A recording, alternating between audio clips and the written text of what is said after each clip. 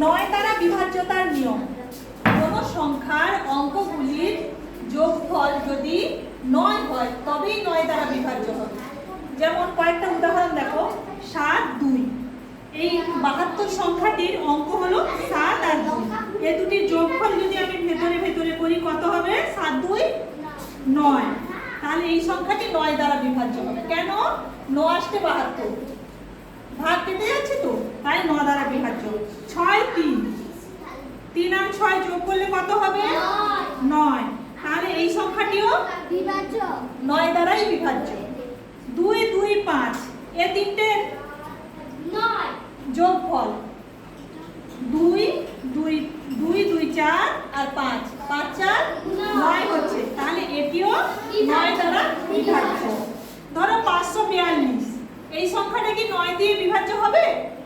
না কেন? সংখ্যাটির যোগফল কত হচ্ছে? 11। তাহলে এই সংখ্যাটি 9 9 দ্বারা বিভাজ্য নয়। আরো একটি সংখ্যা আছে 4, 3, 2। 4, 3, 7 আর 2, 9।